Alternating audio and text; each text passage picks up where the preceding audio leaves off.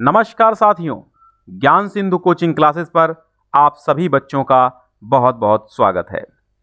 कक्षा 10 में चलने वाली हिंदी बी, आज हम उसके गद्य खंड के अंतर्गत चैप्टर 6 अब कहाँ दूसरे के दुख से दुखी होने वाले, जी हाँ, निदा फाजली जी द्वारा लिखा गया है ये चैप्टर।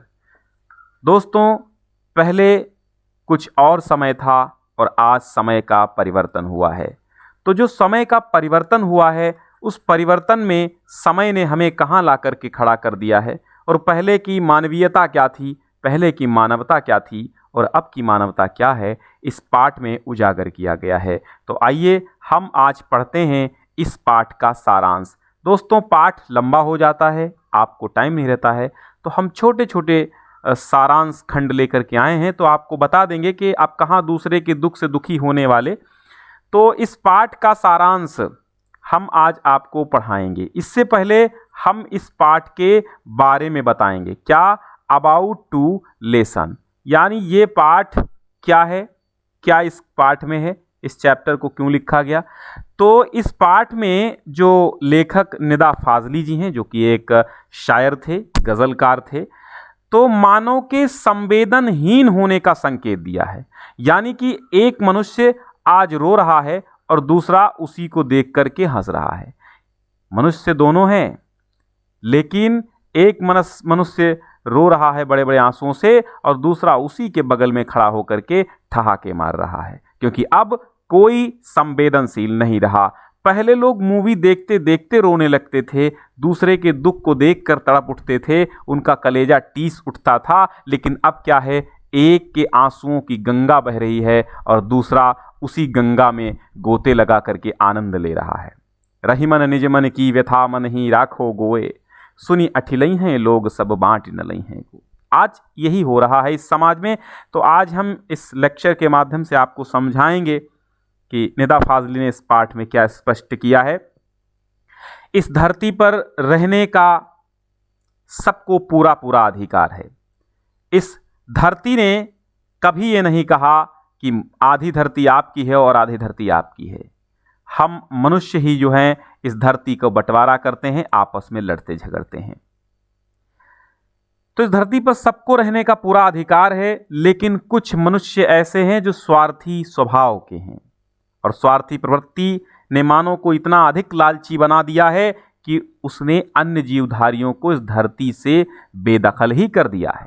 अब देखिए, मनुष्य ने हर एक जीव को मार दिया। मनुष्य ने पक्षियों को भी खा डाला, पशुओं को भी खा डाला, जंगलों को भी खा डाला।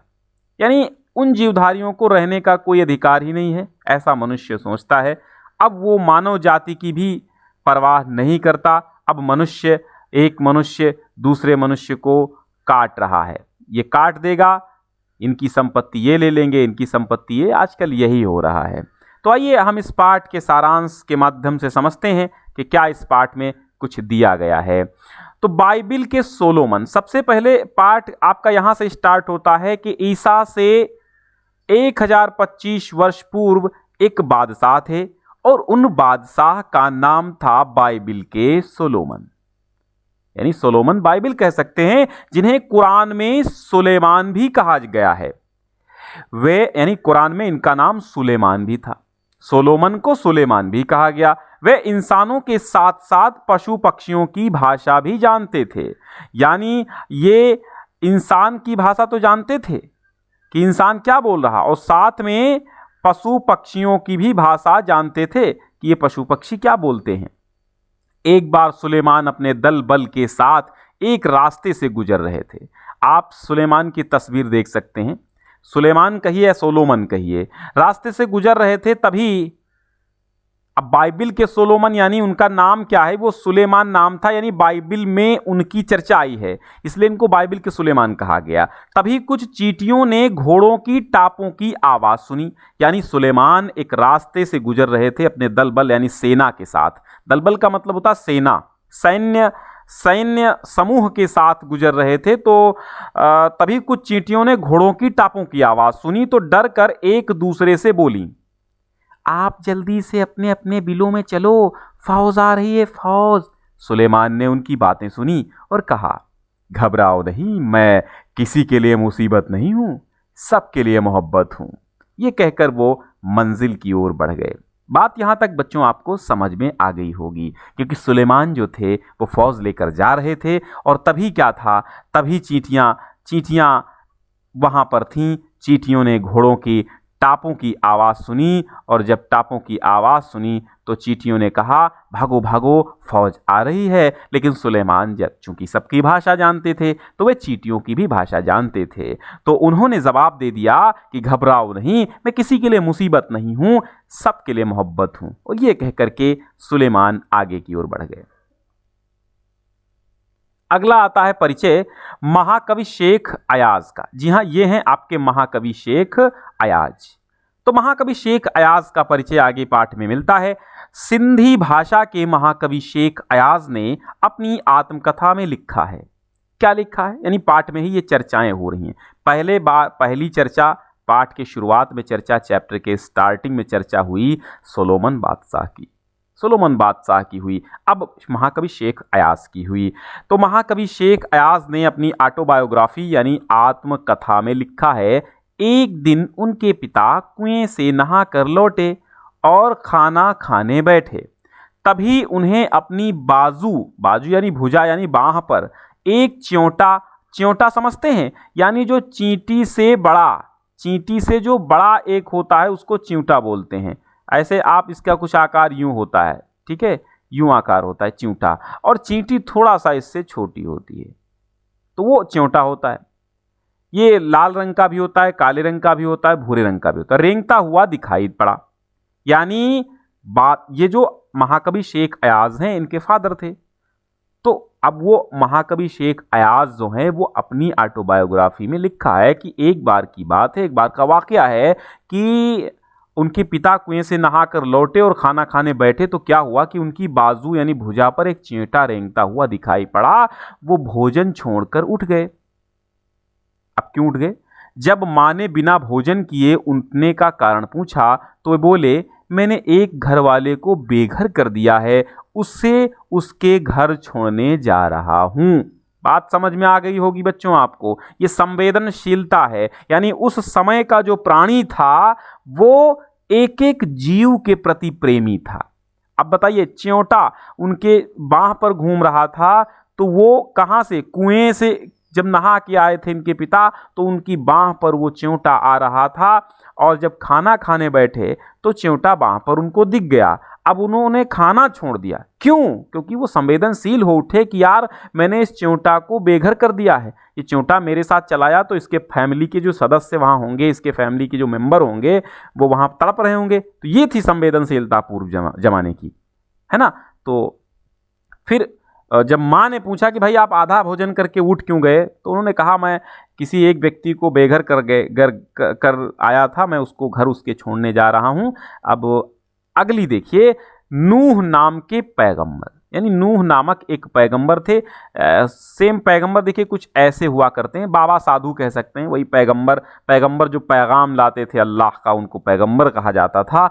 बाइबिल और दूसरे पावन यानी पाकीज़ा यानी पाक यानी पवित्र ग्रंथों में नूह नाम के एक पैगंबर का जिक्र मिलता है।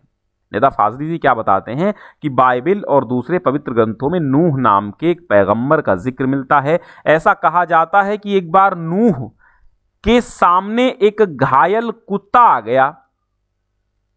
नूह के सामने एक घायल कुत्ता आ गया। अब ये कुत्ता घायल था, खून बह रहा था। इनके सामने कुत्ता आ गया। वो कैसा था? घायल कुत्ता था। नूह ने उसे दुत्कार दिया। क्या कहा? धत। दुत्कार सुनकर कुत्ते ने जवाब दिया, न मैं अपनी मर्जी से कुत्ता हूं और न ही तुम अपनी पसंद से इंसान हो, सबको बनाने वाला ईश्वर ही है। वाह, कुत्ते का जवाब जबरदस्त था।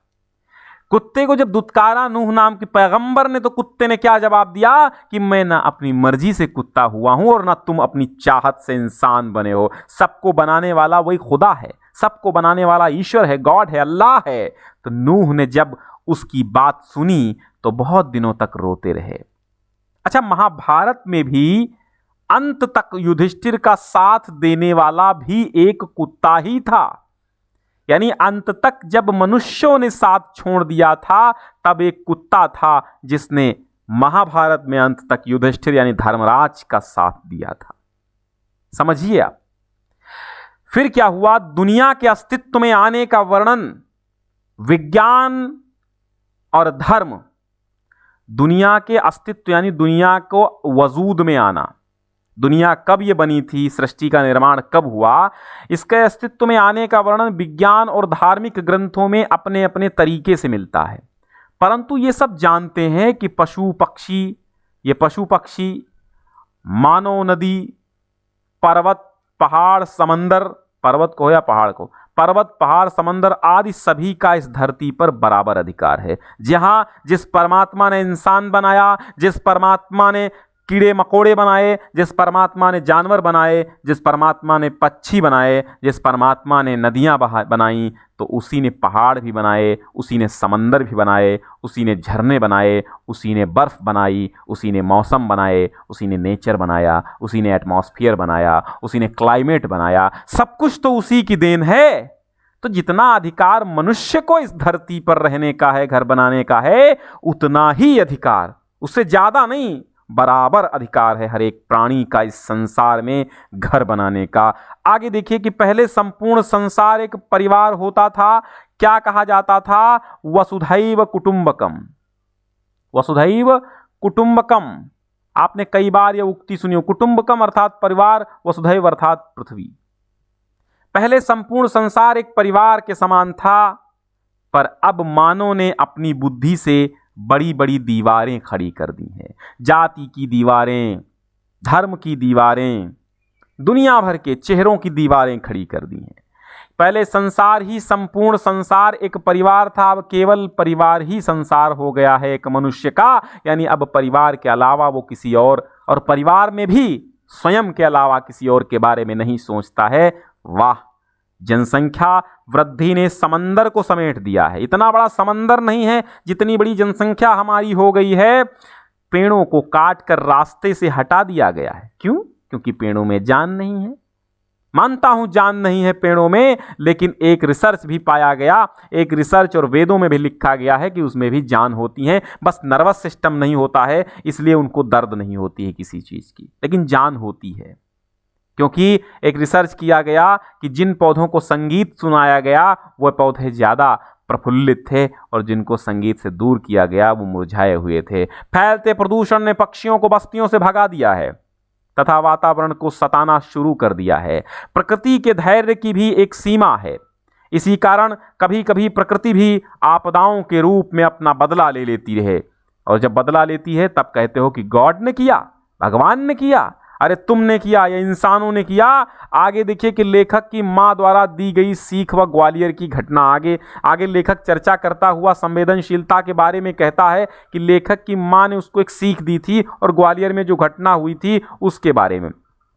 लेखक की मां सदैव कहती थी कि सूरज ढलने के बाद पेड़ों से पत्ते मत तोड़ो। क्या बात समझ में आई? सूरज ढलने के बाद पेड़ों से पत्ते मत तोड़ो, दिया बाती के वक्त फूलों को मत तोड़ो, दरिया पर जाओ तो उसे सलाम करो, दरिया अर्थात नदी में जाओ तो उसे सलाम करो, कबूतरों को मत सताया करो, वे हजरत मोहम्मद के अजीज हैं, मुर्गे को परेशान मत करो, वो अजान देकर सबको जगाता है, इसलिए मुर्गे को परेशान मत करो। ये माँ की सीख थी। आगे क्या घटना होती? ग्वालियर में जब एक लेखक का मकान था, ग्वालियर में क्या घटना घटी कि ग्वालियर में लेखक का मकान था, जिसके एक रोशनदान में कबूतर के एक जोड़े ने अपना घोंसला बना रखा था। एक बार बिल्ली ने उसमें रखे अंडों में से एक अंडा तोड़ दिया। ये देखकर मां दूसरे अंडे को बचाने का प्रयास करने लगी, तभी मां के हाथ से वो अंडा भी गिरकर टूट गया। इस घटना से मां बहुत दुखी हुई और इस गुनाह को खुदा से माफ करने के लिए पूरा दिन रोजा रखा। आप समझिए, इतना संवेदनशील था मनुष्य कि उनके हाथ से गलती से अंडा टूट गया था तो पूरा दिन उन्होंने रोजा रखा, कुछ खाया पिया नहीं, और खुदा से, अल्लाह से, ईश्वर से माफी मांगी कि मैंने ये बहुत बड़ा गुनाह किया। आदमी आदमी को काट डालता है फिर भी उफ तक नहीं करता, उसके आंख से कोई नमी नहीं होती, उसके हृदय में कोई पसीजना नहीं होता। ये आज के इंसान की फितरत है। बदलता माहौल। अंत में कवि ने बदलते माहौल पर प्रकाश डाला है और वो कहता है कि आज सब कुछ बदल गया है। मानता हूं परिवर्तन जीवन का शाश्वत नियम है, परिवर्तन प्रकृति का शाश्वत नियम है, लेकिन आज सब कुछ बदल गया है जो नहीं बदलना चाहिए था। परिवर्तन होने चाहिए, परंतु ऐसे परिवर्तन नहीं कि मानवीयता ही, संवेदनशीलता ही खत्म हो जाए। पहले जहां समंदर था, दूर दूर तक घने जंगल थे, अब वहां बस्तियां बनाई जा रही हैं, लोगों को बसाया जा रहा है। इन बस्तियों ने अनगिनत अनेकों परिंदों अर्थात परिंदों के घर छीन लिए हैं। ऐ परिंदों घर जलाने आ गए, ऐ परिंदों घर जलाने आ गए, फिर वही जंगल कटाने आ गए। तो परिंदों के घर जंगल काट काट के खत्म कर दिए गए। घरों में प्रवेश करने के सभी रास्ते बंद कर दिए गए हैं। अब न कोई सोलोमन है, न नूह है, न ही मेरी मां है जो इन जीवों के दुख दर्द को समझकर उसे अपना दर्द बना सके, उसे बयां कर सके। तो बच्चों, ये थी आज आपके समरी चैप्टर 6। अब कहां दूसरे के दुख से दुखी होने वाले। डिस्क्रिप्शन में फुल कोर्स की प्लेलिस्ट की लिंक दी गई है, आप फटाफट वहां से अपना कोर्स पूरा कीजिए। टेलीग्राम चैनल ज्वाइन कर लीजिए क्योंकि हमारी पीडीएफ्स वहीं पर मिलती हैं। CBSE 10th Hindi live classes आपकी 8 बजे हर शाम को चलती हैं, तो देखना ना भूलिए। बहुत बहुत धन्यवाद आज जुड़ने के लिए। मिलते हैं कल नए टॉपिक के साथ। Thanks for watching.